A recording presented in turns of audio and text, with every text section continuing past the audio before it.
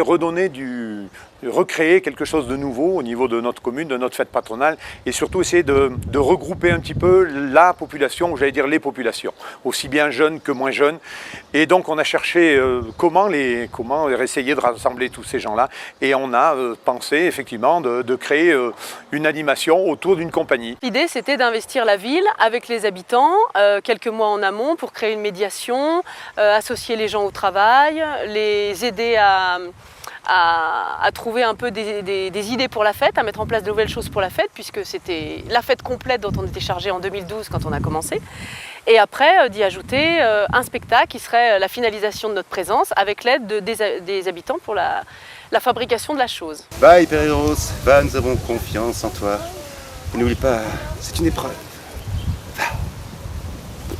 C'est l'attractivité dans un premier temps, effectivement, et puis c'était, comme je vous le disais tout à l'heure, ce lien social aussi, regrouper un petit peu les différentes générations. Parce que comme ce qui se passe dans beaucoup de communes, on a des associations, ou des associations de jeunes, ou des associations de troisième âge, mais qui ciblent en général tel ou tel âge. Et l'intérêt de cette compagnie du CRI et de ces animations-là, c'est de regrouper un petit peu tous ces âges-là pour essayer de rendre notre commune plus solidaire.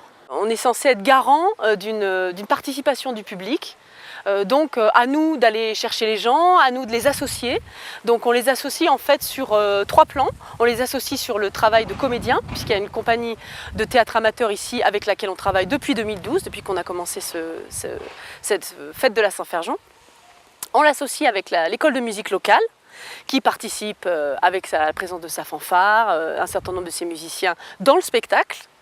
Et dans la déambulation du spectacle, puisque c'est des spectacles déambulatoires qui traversent le village. C'est un peu une tradition qu'on a instaurée, mais qui existait avant nous, puisque ça a toujours, des choses ont toujours traversé les villages dans les fêtes, des processions, des orchestres, etc. Donc on se met là-dedans, puis c'est très moteur et très intéressant pour nous. Et un travail avec des personnes pour la déco et la fabrication d'accessoires.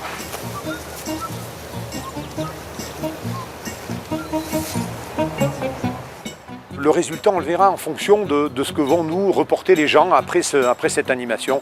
S'il y a une satisfaction déjà le jour ou le week-end de l'animation, déjà si on a beaucoup de fréquentation, déjà ça sera un point important.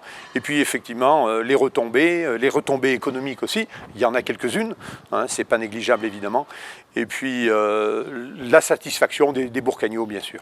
On essaye d'être dans une dimension burlesque, ça c'est essentiel, dans une dimension aussi poétique qui permet plein de créations au niveau des espaces, au niveau des accessoires, des décors, etc. et du jeu, qui a une certaine grandiloquence, qu'on s'amuse beaucoup et qu'il y ait de la musique et tout ça, mais que ça dépasse complètement la question du territoire. Et d'ailleurs, je crois que c'est l'intention de la ville de Bourg-Lastic, bien évidemment, c'est ouvrir, ouvrir, ouvrir. On ne fait pas un spectacle pour Bourg-Lastic, on fait un spectacle à Bourg-Lastic. Et l'idée, c'est que ce qui explose ici, éventuellement, avec l'aide de tout le monde, ça rayonne, ça diffuse et ça ramène du monde. Et en général, il y a 400-500 personnes qui arrivent de partout. Les petites communes d'aujourd'hui, même avec des difficultés financières qu'elles rencontrent, eh bien, mettent un point quand même important effectivement sur la culture et ne veulent pas laisser tomber non plus complètement la culture.